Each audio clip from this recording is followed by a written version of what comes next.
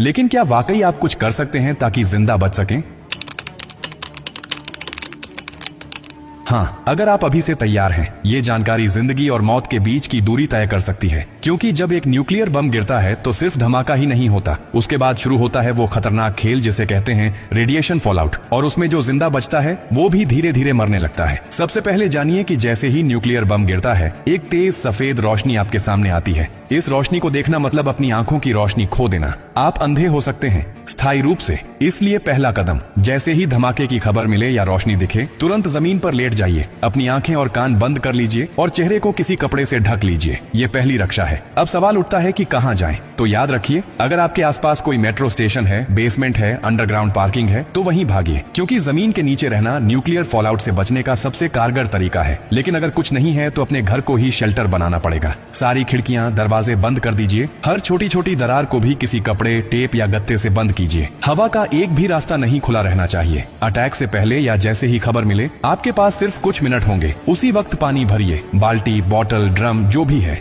याद रखिए, अटैक के बाद पानी में रेडिएशन मिल सकता है। नल से पानी बिल्कुल मत पीजिए, इसीलिए पहले से स्टोर किया हुआ पानी ही जिंदगी बचाएगा। खाने के लिए ड्राई फूड रखें, बिस्किट, ड्राई फ्रूट्स, पैकेज्ड खाना जो बिना पकाए खाया जा सके। अगर गलती से आप बाहर थे और रेडिएशन में एक्सपोज हो गए तो जैसे ही अंदर आए, कपड़े उतारिए, उन्हें एक पॉलीथिन में बंद कर दीजिए और खुद को साबुन और स्टोर किए हुए पानी से अच्छे से धोइए। याद रहे, नल का पानी नहीं, सिर्फ स्टोर किया हुआ पानी इस्तेमाल करना है। न्यूक्लियर ब्लास्ट के बाद सबसे खतरनाक समय होता है पहला 24 घंटा। इस दौरान बाहर जाना मतलब मौत को बुलावा देना, इसीलिए 24 घंटे अपने शेल्टर से बाहर बिल्कुल मत निकलिए। अगर सरकार की तरफ से संपर्क हो जाए तो निर्देशों का पालन कीजिए, लेकिन अगर कोई सूचना नहीं मिले तो कम से कम 72 घंटे तक बाहर मत निकलिए। 3 दिन, सिर्फ 3 दिन अगर आपने सही तरीके से बिता लिए तो जान बच सकती है। और हाँ, टेक्नोलॉजी की भी तैयारी कर लीजिए। न्यूक्लियर अटैक के बाद एक इलेक्ट्रोमैग्नेटिक पल्स EMP उठती है, जो आपके मोबाइल, लैपटॉप, इलेक्ट्रॉनिक चीजें सब खराब कर सकती है। इसलिए एक पुराना एंड्रॉइड फोन, एक पावर बैंक और एक वॉकी टॉकी को एल्यूमिनियम फॉइल में लपेटकर किसी स्टील बॉक्स में रखें। ये आपको बाकी दुनिया से संपर्क में रखेगा। सबसे जरूरी बात, घबराइए मत,